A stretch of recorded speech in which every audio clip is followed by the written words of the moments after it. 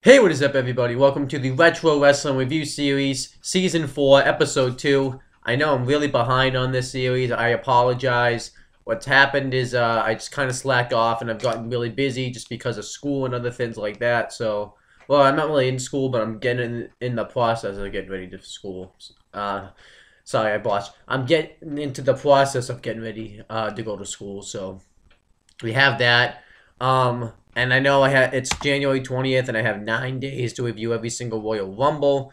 I do think it is possible just because of the fact that if I sit down and watch a lot a day, then it can work.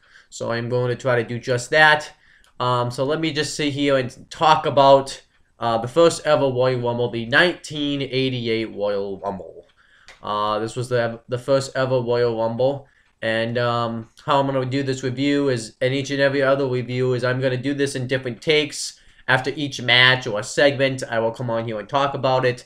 Hopefully I can get these up before the Royal Rumble pay-per-view itself, but we're going to have to wait and see. I think I could if I really sit down and watch it all and stuff, so let's see if I can. Okay, so let me talk about the backstory of this show, about why this show took place, why it happened, how it became a thing. So obviously everybody that's a wrestling fan knows they used to have battle royals, and they still do, but you know, they had battle royal was kind of like the starting for a Royal Rumble. It would be everybody's in the ring all at once, and you have to eliminate people to throw you by throwing them over the top rope, and whoever is the last man standing wins the battle royal. So that's kind of what the battle royal is. And they had them back in the day. It was, you know, battle royals are always fun. So Pat Patterson thought, you know, why don't I add to this? We could do something with this. We could do something more with this. And Pat Patterson went to Vince McMahon and said, hey, Pat Patterson, why don't we do this? No, sorry, hold on. Say, hey, Vince, why don't we do this? Why don't we have a battle royal, but instead, why don't we have a thing where two guys start in the ring, and every 2 minutes a new guy comes out and it continues, and whoever the last man standing is the winner.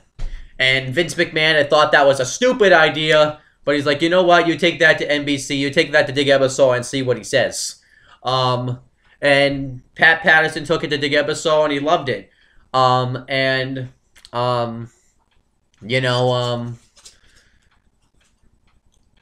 Patterson said he had thought about a ton of different names to call it, but he had decided to call it the Royal Rumble, just because of the fact that, you know, Royal because of the Battle Royal, and Rumble because it's chaotic, it's because of how fast it can be. So, you know, Royal Rumble makes complete sense.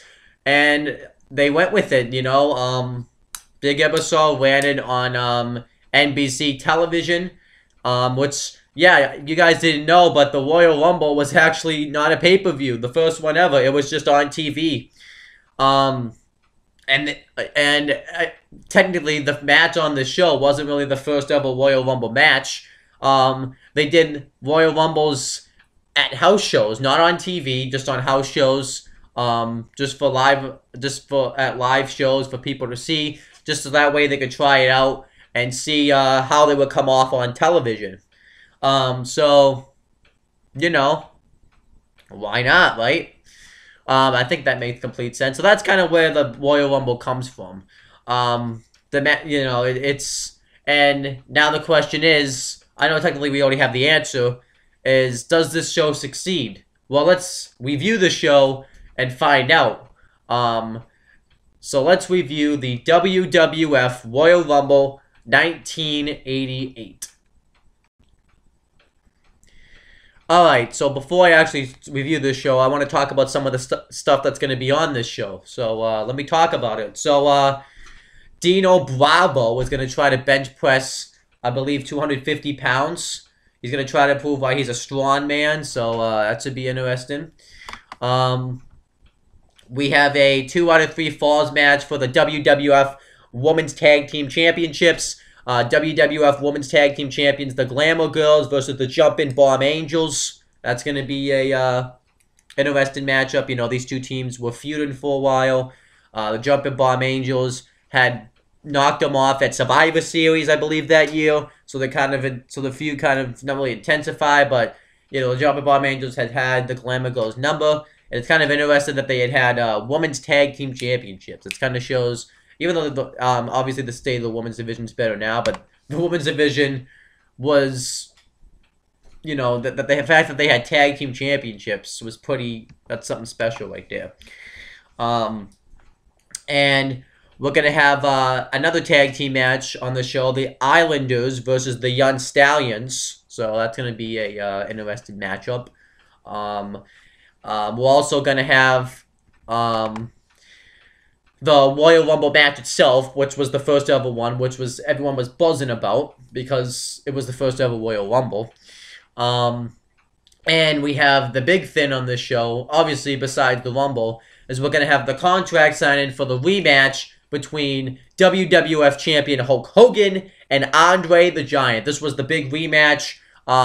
They had the big match at WrestleMania 3, where Hulk Hogan had knocked off Andre the Giant. He ended up body slamming him, and he ended up pulling out the victory. And it was a tremendous moment. And the feud intensified. They went on to Survivor Series, where Andre the Giant's team ended up knocking off Hulk Hogan's team. And Andre the Giant wanted his rematch for the title, but they also had that caveat where the $1 Million Man, Ted DiBiase, wanted to win the WWF Championship.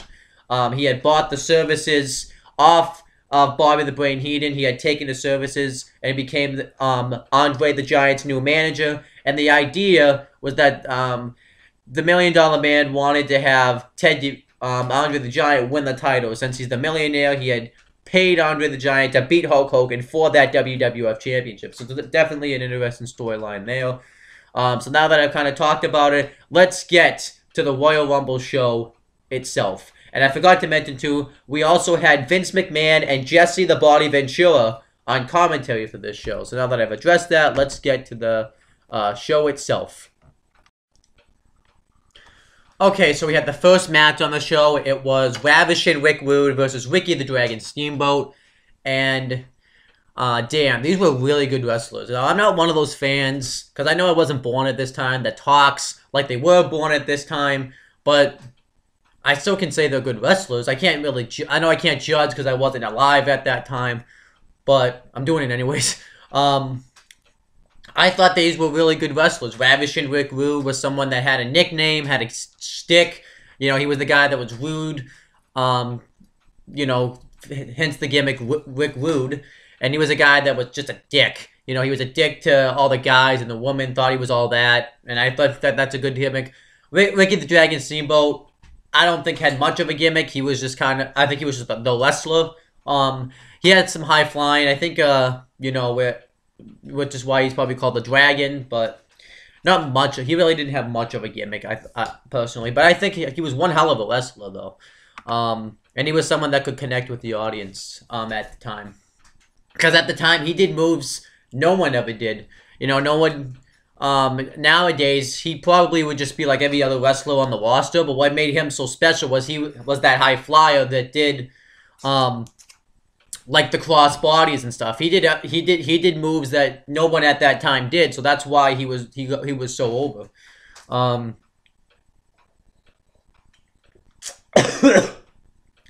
Sorry.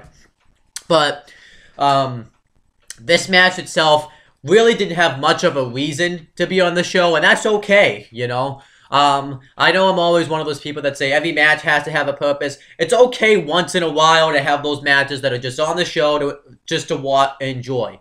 That's okay. This wasn't like a pay-per-view anyways, so it wasn't like, it was a TV show. Well, I shouldn't say it was a TV event.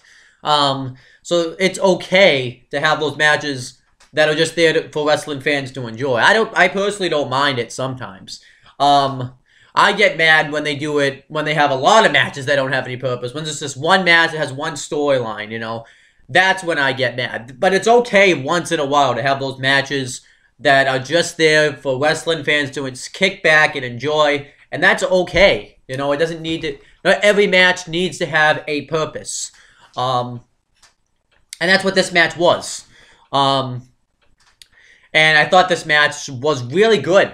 I really enjoyed this match. You know, these were two guys that could really go in the ring. They were in great condition. And that's what this was for. Ricky the Dragon Steamboat dominates the first half of this matchup. Well, first they start chain wrestling each other, and since Ravishing Rick Rude's stronger, he's able to get a little bit more of the advantage. But Ricky the Dragon Steamboat's the quicker wrestler. He's faster.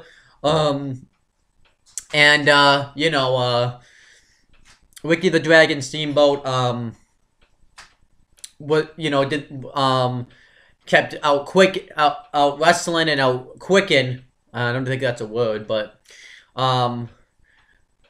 Ravishing Rick Rude, and he started working over the arm. He got it like in a wrist hold for a long ass time, and he hit a splash right to his arm. And he continued to work on the arm of Ricky the Dragon Steamboat. Eventually, Ricky the Dragon Steamboat Ravishing Rick Rude thumbs Steamboat in the eye, and he starts dominating the match for a little while. He bounces his head back and forth off the turnbuckles. But eventually, Ricky the Dragon Steamboat hits a wicked chop right onto him, and he gets back in control of the matchup. And eventually, Ricky the Dragon Ravishing Rick Rude hits a wicked elbow right to the throat of Steamboat that drives him out of the ring. And then Ravishing Rick Rude goes on the outside, puts him back first into the apron, body slams him on the outside, and he tries to get him coming out, but Ravishing Rick Rude, Ricky the Dragon Steamboat gets him back in the ring, and Rude suplexes him in the ring, tries to cover him, but Steamboat kicks out. And Ravishing Rick Rude gets him into like a camel clutch for a long ass time. And what I liked about this is, even though I could technically say this was a tap out, there was a thing that Steamboat did that kept the crowd invested in this. He kept stomping. He stomped his hands on the mat to kind of keep the crowd invested in this matchup, which I enjoyed. And he kept doing it. Obviously, you could say, well, there should have been a tap out somewhere, but you know, it's just not how it works. And every time Steamboat would get close to getting out of the move, Ravishing Rick Rude would hit a hip attack right onto Steamboat. And, eventually there was this one spot where the referee put Steamboat's hand down 3 times. They do that. That's when they used to do that. And he puts his hand down 3 times. And he ended up going down a 3rd time. But the referee did it again because I think Ricky Steamboat missed his cue to put because obviously they do the spot where the babyface, his hands are supposed to go down 3 times, but then like right when it's about to go down the 3rd time, they are able to get that rush to get back into the matchup, and that's kind of but I think Ricky the Dragon Steamboat missed his cue to do that, which was kind of weird, but you kind of have to go with it. It was a mess up, and Ricky the Dragon Steamboat starts to make some sort of comeback. And he starts hitting chops and drop kicks onto Ravishing Rick Rude. But then Rude and Steamboat both start exchanging pinfalls on each other. They keep getting near falls, which was really good in this matchup. And Ravishing Rick Rude hits a clothesline, tries to cover Steamboat. He kicks out. And he goes for a suplex on Steamboat, but Steamboat reverses it into one of his own.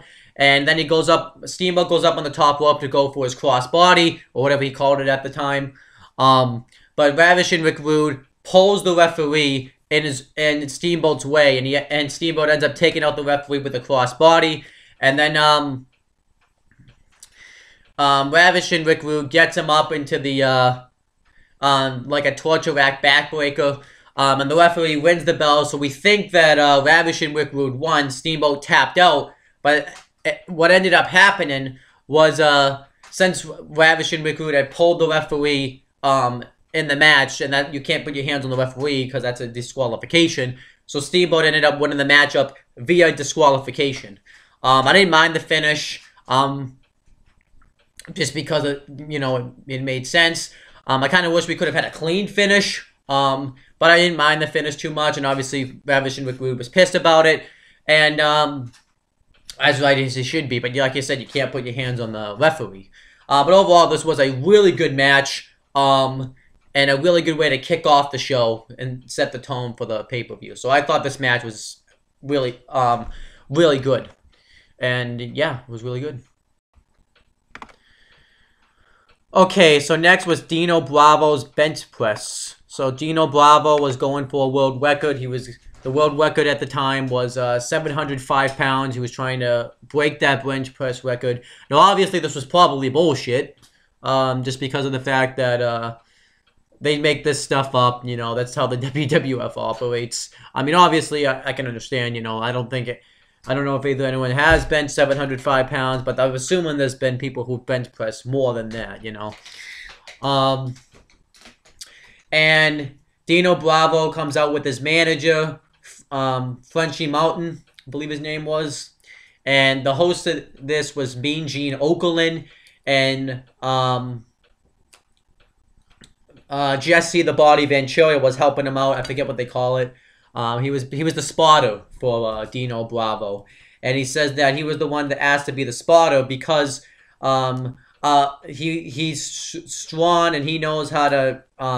He's the one that Dino Bravo trusted to do this, and Dino Bravo starts putting like some powder on his hands because it helps him not be able to sweat, you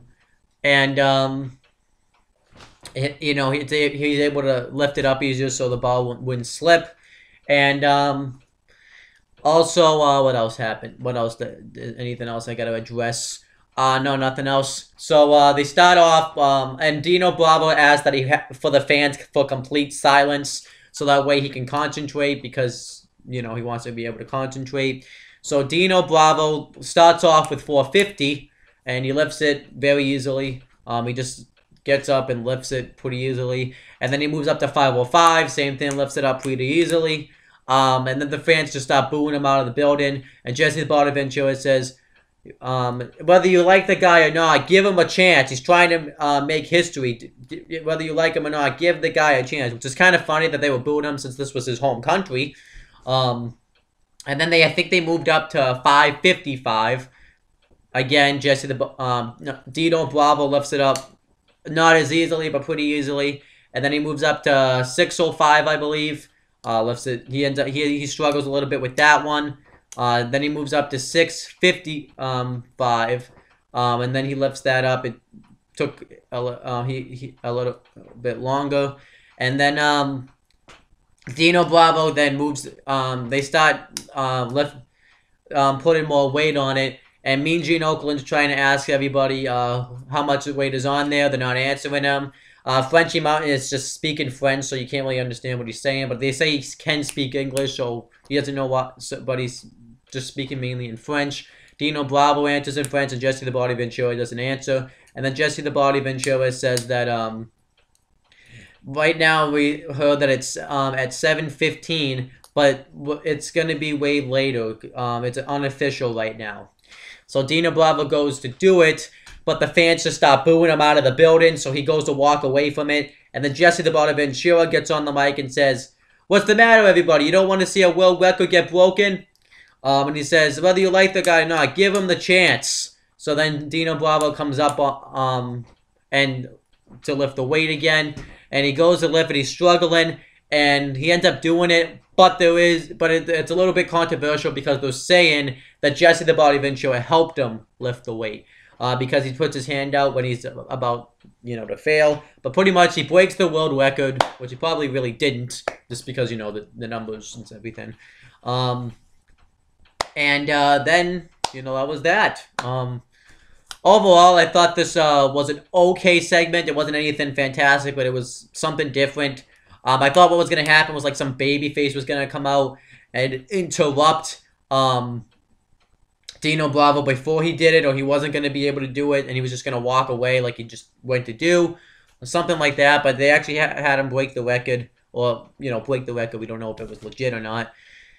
But I tell you, though, if this would happen in today's wrestling, if this happened now, this would not get over at all. Probably the fans probably would boo it out of the building, and when you would try to tell the fans to be quiet, depending on where the crowd is, if it's probably in England or at Full Sail University, because those are like Chicago, anything like that, where the smoky crowd is now, they would not be quiet. They would continue to boo it. They probably would just have to continue going. And I can understand why Dino Bravo asked the fans to be quiet, because if I was lifting a weight that big, I would want complete silence myself. So actually, I thought that was, but it also showed some heel type of behavior. So overall, I thought this was good. Nothing fantastic, but good. Okay, so we have the next match. It was a 2 out of 3 falls match for the WWF Women's Tag Team Championships. WWF Women's Tag Team Champions, the Glamour Girls, which consists of Judy Martin and Leilani Kai, with Jimmy Hart ringside, versus the Jumpin' Bomb Angels, which consist of, now I don't know how to say these names, so I'm going to try my best to say it, Norio, Tatino, and Itsuki Yamazaki, I think is how you say that. I have no clue if that's how you say that, so I apologize. Like I said, my Japanese isn't too good. But overall, I thought this was a really good tag match for the titles. You know, really good stuff. The Jumpin' Bomb Angels just immediately hit double drop kicks on the Glamour Girls, and eventually, but the Glamour Girls end up taking over. They dominate, I believe, the one in pink. Now it's tough for me to say because all these women, except that are on the team, both the partners look alike. So, but then the Jumpin' Bomb Angels dominate the matchup. They hit a wicked bridge suplex, which is like going for a power drive, and then you hit the suplex. On one of the Glamour Girls, doesn't get the victory. And then eventually the Glamour Girls start taking over the matchup. One of them knees one of the Jumpin' Bomb Angels in the spine. And eventually one of the Glamour Girls pins one of the Jumpin' Bomb Angels with a face-first power bomb and gets the first fall of the matchup. And so then it's the Glamour. So then it's 1-0 for falls by the Glamour Girls. And then the Jumpin' Bomb Angels, but they dominate one of the Jumpin' Bomb Angels members for a little while. And then one of the Jumpin' Bomb Angels gets the hot tag on the other one, starts going off on him. And there was actually one spot in the beginning, too, where they both hit double figure 4 leg locks on the Glamour Girls. I forgot to mention that. And eventually, one of the Jumpin' Bomb Angels beats one of the Glamour Girls with the roll-ups in the second fall. So then it's down 1 fall apiece. And the Jumpin' Bomb Angels dominate the matchup. They hit double cross bodies, a double snaps body slam into a double foot stomp off the top rope, which was really good. But then the Glamour Girls start dominating the matchup. One of them hits a butterfly suplex on the other Jumpin' Bomb Angel, and they just dominate that other one. One of them then tags in the other Jumpin' Bomb Angel, and I believe Judy Martin tosses the other Jumpin' Bomb Angel halfway across the ring, which was cool. But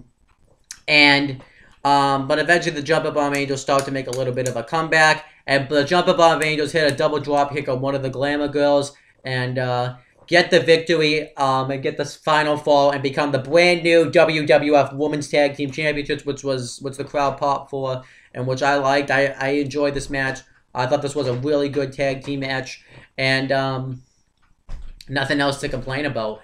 Like I said, I like the fact that they had Women's Tag Team Championships back then. That kind of shows how deep the women's roster must have been at that time, and it shows how good the women's wrestling was at that time. So overall, really good stuff. And I also liked it too, just because of the fact that that match was really good. So overall, really good stuff here. Okay, so next was the contract signing between Hulk Hogan and Andre the Giant. Now, obviously, I've already kind of explained the backstory, but I'm going to explain it a little bit more. Hulk Hogan and Andre the Giant's feud was probably one of the greatest feuds ever in professional wrestling. It's a feud everybody talks about. One of the main reasons it's a really good feud is it helped sell out WrestleMania 3, and it gave it the attendance record up until, WrestleMania 32. And, it drew that crowd in there, and it helped create Survivor Series. It helped create then the Royal Rumble. It helped then create SummerSlams there afterwards. So, this helped make all that stuff. It made the company a tremendous amount of money. And it was a great feud for both characters at the time. You know, Hulk Hogan was the biggest babyface, probably in the history of professional wrestling. Andre the Giant, a really big heel. You know, the reason this feud was happening was because just before WrestleMania 3, Andre the Giant had sold out. He had turned heel and aligned himself with Bobby the Brain Heenan. And he had destroyed Hulk Hogan. You know, he was upset that he had been undefeated for 15 years, and he only got this little trophy. And Hulk Hogan had held the WWF Championship for, I believe they said, 3.5 years, and he gets, like, this big trophy. I don't blame him. I'd be mad, too. So then it led to the match at WrestleMania 3, where Hulk Hogan successfully body slammed Andre the Giant, hit the leg drop, and ended up winning and retaining his championship. Then, but however, Andre the Giant claimed there was some controversy. He claimed that Hulk Hogan didn't really beat him. He claimed that he really beat Andre the Giant because there was a spot in the match earlier where Hulk Hogan tried to body slam him. Andre the Giant fell on him. And the referee, the referee had made the count, and he claimed that he had beaten Hulk Hogan right there. That right there was a 3 count. However, Andre the Giant he wanted a rematch, but there was another caveat being at play here. We had the $1 Million Man, Ted DiBiase. He wanted to buy the WWF Championship from Hulk Hogan. He wanted to take the easy way out. He didn't want to win the championship fair and square. He wanted to buy the WWF Championship from Hulk Hogan. Which I think, is a great heel thing to do. So Hulk Hogan said that he was going to make an announcement that was going to change the world. And he announced that this is for all the Hulkamaniacs that need to shows not to sell the WWF Championship because there is no price for Hulk Hogan. So, Ted DiBiase said that Hulk Hogan made the biggest mistake of his life.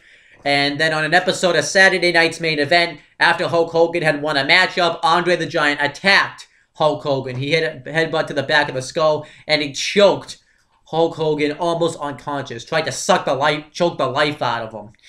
So then, the $1 Million Man, Ted DiBiase, had bought the services of Andre the Giant. He paid Bobby the Brain Heenan the services of Andre the Giant, and Andre the Giant's purpose was to win the WWF Championship and sell the championship to the $1 Million Man, Ted DiBiase. I think this is like a really good storyline. It was branched out through a year. It was from WrestleMania 3 in 1987 all the way to now the Royal Rumble in 1988. So I think that's just tremendous right there. So we have the contract signing itself. It's hosted by Mean Gene Okerlund. President at the time, Jack Tunney, was out there. And Andre the Giant comes out accompanied by the $1 Million Man, Ted DiBiase, and Virgil, the $1 Million Man's pretty much slave. And out comes the WWF champion, Hulk Hogan. And, they both sit down. Andre the Giant's taking his time. He's playing mind games with Hulk Hogan. And he eventually does sit down, and Hulk Hogan signed the contract, and pretty much the $1 Million Man, Ted DiBiase, says he's pretty much signing away the WWF Championship. He says that, I see fear in your eyes, Hulk Hogan. I see doubt, because you know you can't beat Andre the Giant. You can't beat him legitimate. So then Andre the Giant goes to sign the contract, but he takes his time. He actually starts reading the contract. Now, President Jack Tunney had said that both respectives and their representatives had a chance to read over the contract, so this was just really mind games for Andre the Giant to play on Hulk Hogan. But eventually, he signs the contract, and they both have a face-off, and Ted DiBiase says, why didn't you put a stamp, an exclamation point on this contract? So, the $1 Million Man, Ted DiBiase, tries to attack Hogan. Hogan goes to attack him. Andre the Giant bounces Hogan's head off the table, tips it over on Hogan, and just leaves. I thought this was a really good contract signing. It really hypes you up to see the match on February 5th, even though I know the match has already happened, but you get what I'm trying to say. And I thought, it was really good television, and it was a really good intensity. It makes you want to actually see the match between Hogan and Andre the Giant. So, overall, really good stuff. And obviously it led to the fiasco that had happened in the match on February 5th, which I'll talk about if I ever review it at another time. Alright, so obviously you can tell I'm wearing different clothes. I'm in a different room. I'm in my room, and I ended up going out, so I put these clothes on. So now let me finish this review. So now we have the Royal Rumble match itself. This was a 20-man Royal Rumble match. And when I review these Rumble matches, I'm going to try to kind of not necessarily review the match itself, but also kind of talk about the ins and outs of it, like like the numbers, kind of how they do it. So let me just kind of go through this. I already watched it this morning. I probably am not going to remember much of it just because of the fact that I watched it this afternoon and I don't remember a lot of the action. I was ready to do the video, and then what happened is that it got stuck going out. So I have the entrances and stuff, and I just really don't feel like, because I watched that Rumble twice already, so I don't really feel like watching it again. So we had the first entrant was Bret the Hitman Hart with Jimmy Hart ringside, which was good for Bret Hart. You know, he always had said that the fact that they asked him to go in first always showed that it was enough respect to him, and you know the company respected him enough. And then we had the number two, one half of the WWF Tag Team Champions, Tito Santana, and they had a good exchange for a little while. Tito Santana exchanged rights and left hands on the floor onto Bret the Hitman Hart. And then number three was the Natural Butch Reed, and he works together with Tito Santana to try to with Bret Hart to try to take out Tito Santana. Number four was Jim the Anvil Neidhart, who is Bret Hart's tag team partner in the Hart Foundation. And all three guys beat the crap out of Tito Santana. There was this one spot where they both pick him up, and Bret Hart drops on him, and they hit like a triple backbreaker, axe handle to the chest combo.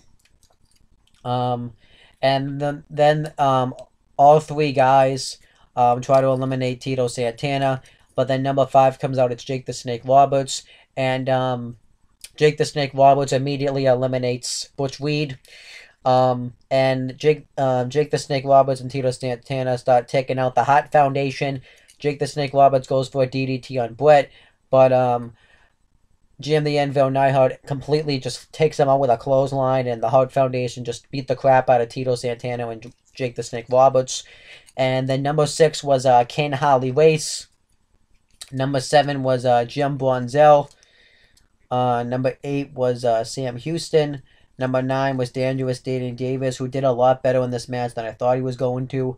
Number 10 was Boris Zukov. And before that,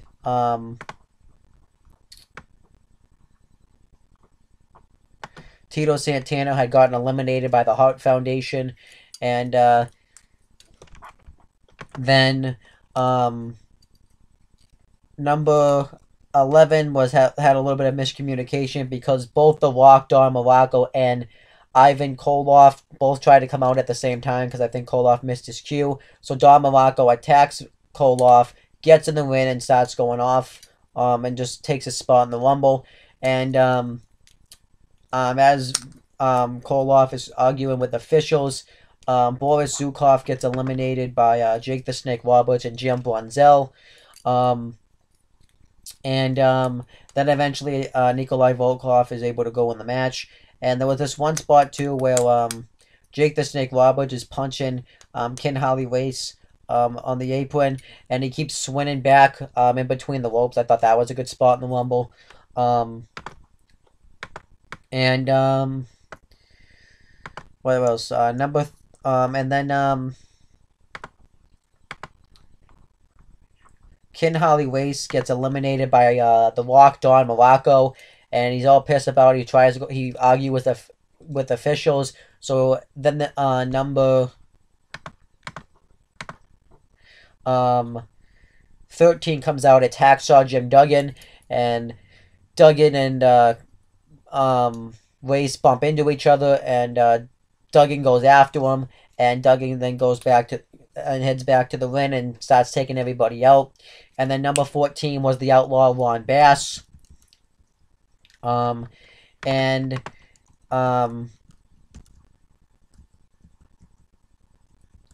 let me see. During this, Jim Brunzell had gotten eliminated by Nikolai Volkov, which was nice. And then number 15, right after Jim Brunzell gets eliminated, was his tag team partner in the Killer Bees, B. Brian Blair.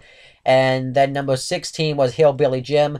And Hillbilly Jim and Jim the Anvil Neidhart immediately start fighting with each other. And Hillbilly Jim eliminates Jim the Anvil Neidhart. Number 17 was Dino Bravo with his manager, Frenchie Martin.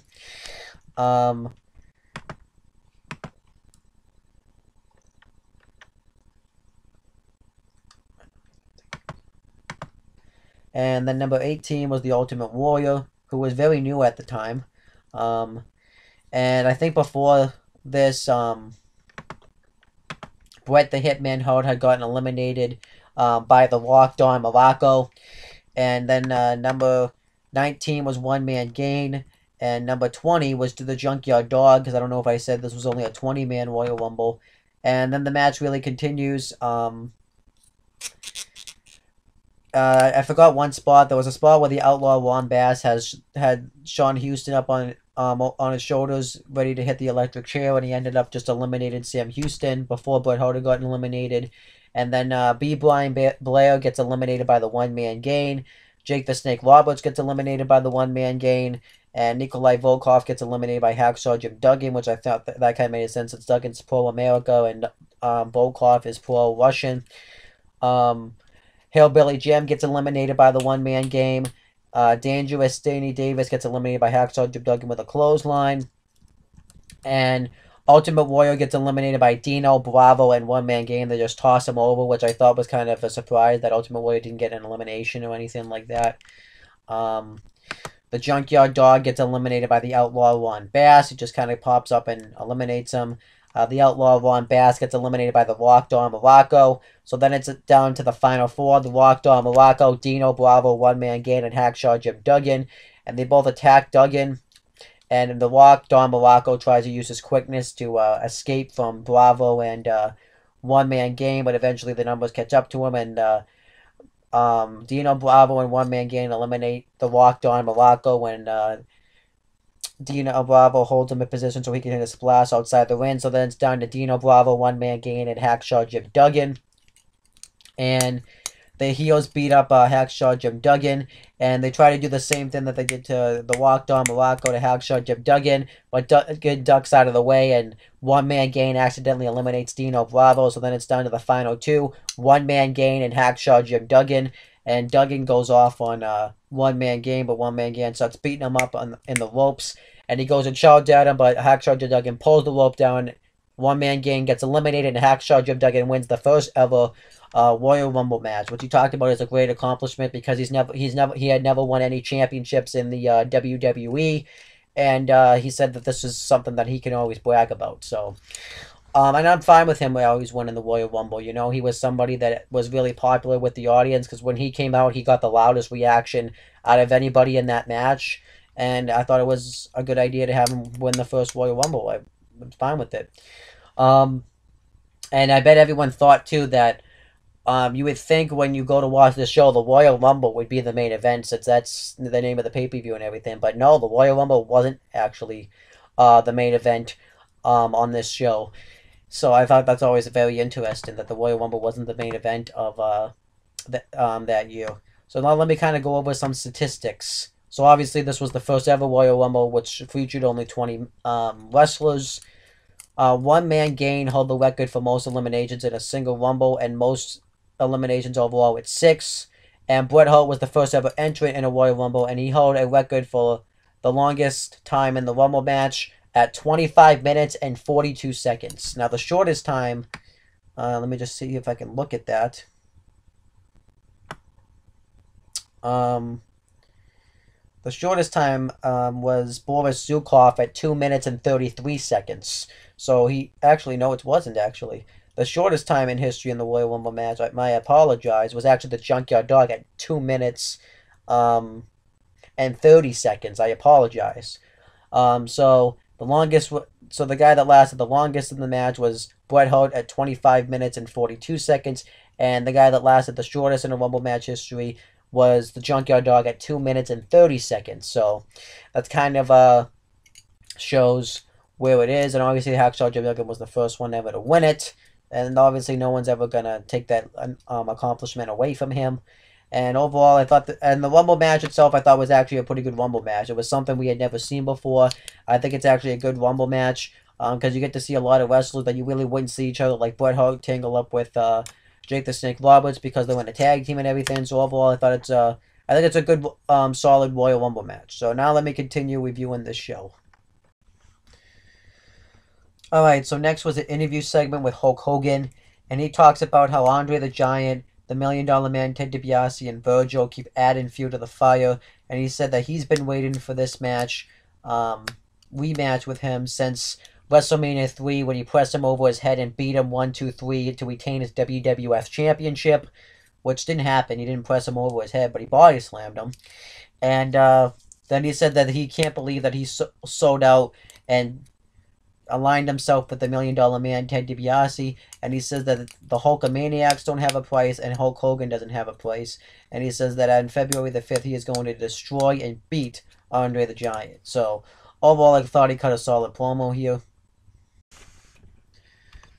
Okay, so then we had the main event match on the show. It was a 2 out of 3 falls match. The Islanders, which consisted of Haiku and Tama, versus the Young Stallions, which consisted of Paul Rama and Jim Powers. I thought this was a solid tag team match, nothing fantastic. The Young Stallions dominate the first half of the matchup, and then the Islanders dominate Jim Powers for a little while, and Paul Rama comes in, he makes the hot tag. He hits a sick crossbody onto Tama, and eventually he tries to bounce off the ropes, but Haiku pulls down the rope, and Paul Rama falls outside the ring, and he lands awkwardly on his leg.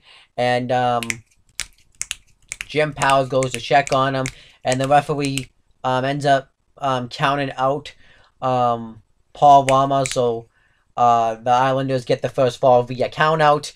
And after this, they go to commercial, and they just kind of have the Unstallions end up going backstage to see if Paul Rama can continue. And as this is happening, we had an interview segment with Virgil, the $1 Million Man, Ted DiBiase, and Andre the Giant.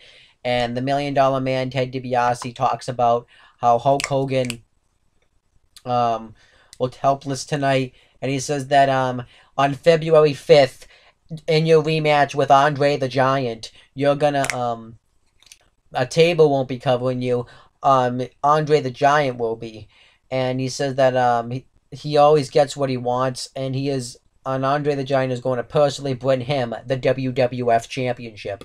And then Andre the Giant talks, and he says that he's still undefeated. At WrestleMania 3, Hulk Hogan didn't beat him, and he says that he is going to destroy Hulk Hogan in their rematch and personally bring over the championship to the $1 Million Man, Ted DiBiase. Thought they both cut a pretty good promo. Then the match continues between the Young Stallions and the Islanders. The Islanders really work over the leg of Paul Rama, and then Jim Powers gets the hot tag. He starts going off, but then the Islanders dominate Jim Powers for a long-ass time. They really get the heat on him. They work over the injured back, and Haiku tries to go for a drop kick, but Powers moves out of the way. And he ends up making the tag to Paul Rama. He tries to get some offenses, but because of his injured leg, he really can't do anything.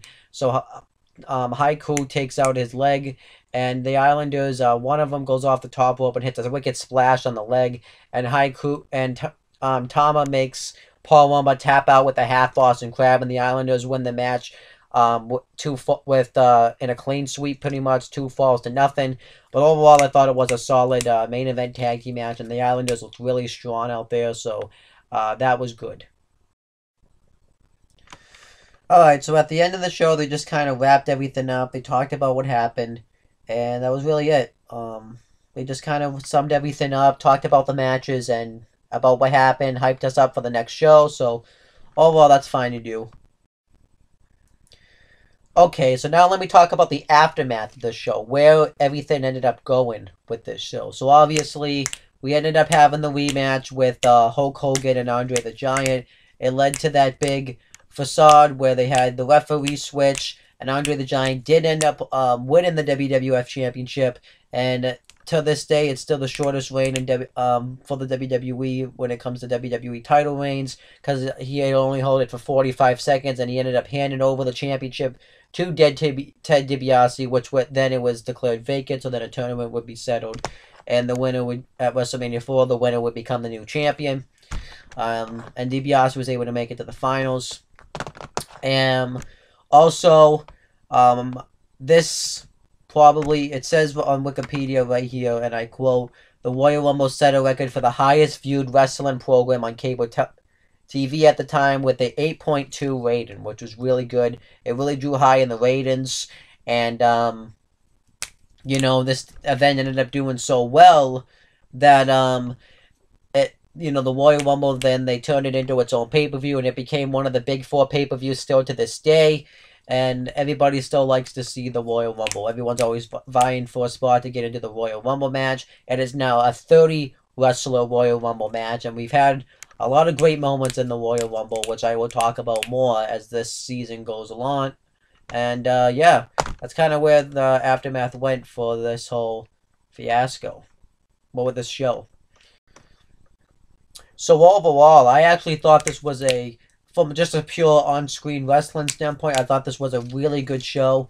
I think every match delivered, and I think it was perfect. I liked the first match, Ravishing Rick Rude versus Ricky the Dragon Steamboat. Would have been fine if it had actually had a winner, but it was still a really good match. The WWF Women's Tag Team Championship match was really good. The bench pressing contest wasn't too bad with Dino Bravo. What else matches were on this show? The contract signing between Hogan and Andre really was good and hyped you up to want to see the match. The Royal Rumble match itself I thought was good, but nothing fantastic. And the Unstallions and the Islanders definitely had a solid tag team match. So overall, on an on-screen standpoint, I definitely think it's a really good show. Everything clicks. And obviously, from where it is now, I think it's a fantastic show, because if this show failed, we wouldn't probably have the Royal Rumble today. Who knows where the state of the wrestling business would be in today. And I think for that aspect, that makes it a fantastic show. But overall, I enjoyed this show. I thought the wrestling was good. I thought the characters on the show were really good. And obviously, it has the first ever Royal Rumble match, so you definitely have that. So overall, I think it's a really good show. On screen wise, but as for like an aftermath wise, a fantastic show. Well, that's pretty much it, guys. I hope you guys have enjoyed this. I'm going to try to keep this going. I'm going to try to get it up before at least if not the 26th, probably either the 29th or the 28th. So we're going to wait and see where it goes.